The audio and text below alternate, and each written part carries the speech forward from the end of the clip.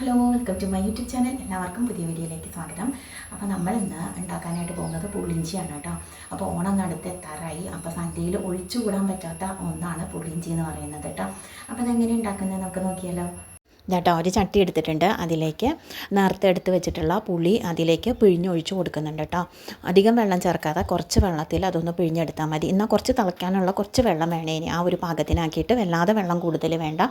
ആ പുളി നന്നായിട്ട് പിഴിഞ്ഞിട്ട് അതിലേക്ക് ഒഴിച്ച് കൊടുക്കുക. പിന്നെ നോക്കിയിട്ട് അത് ബാക്കിയുള്ള വെള്ളം ചേർത്താൽ മതി കേട്ടോ.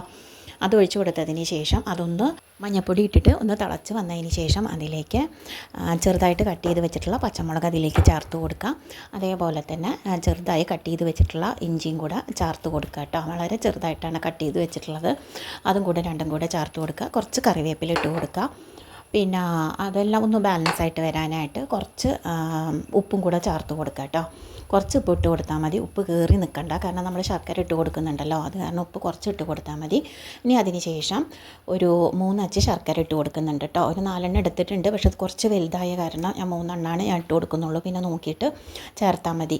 അപ്പോൾ ശർക്കരയും കൂടി ഇട്ട് കൊടുക്കുമ്പോൾ കുറച്ചും കൂടെ അതിൽ വെള്ളം കൂടും കേട്ടോ. അപ്പോൾ അതിനും കൂടെ കണക്കാക്കിയിട്ട് നമ്മൾ പുളി കലക്കണ സമയത്ത് അധികം വെള്ളം ചേർക്കാതെ തന്നെ കലക്കിയിട്ട് ഒഴിക്കുക കേട്ടോ. അതും കൂടെ ശർക്കര എല്ലാം അലിഞ്ഞ് അത് മിക്സായി വന്നതിന് ശേഷം നമുക്ക് ലാസ്റ്റ് പിന്നെ കുറച്ച് അതിൽ ഉലുവയും കായും കൂടി ഞാൻ അവിടെ പൊടിച്ച് വെച്ചിട്ടുണ്ട്. അത് ഒരു 1/4 ടീസ്പൂൺ ഉലുവയും കായും കൂടി പൊടിച്ചതും കൂടെ അതിലേക്ക് ചേർത്ത് കൊടുക്കുന്നുണ്ട് കേട്ടോ. ഇനി നമുക്ക് വറുത്തിടണം. അതിനായിട്ട് ഒരു ചീഞ്ചട്ടി ചൂടാക്കാനായിട്ട് വെച്ചിട്ടുണ്ട്. അതിലേക്ക് കുറച്ച് വെളിച്ചെണ്ണ ഒഴിച്ച് കൊടുക്കുക. വെളിച്ചെണ്ണ ഒരു ചൂടായി വരുമ്പോൾ അതിലേക്ക് കുറച്ച് കടുകും കൂടി ഇട്ട് കൊടുക്കുക.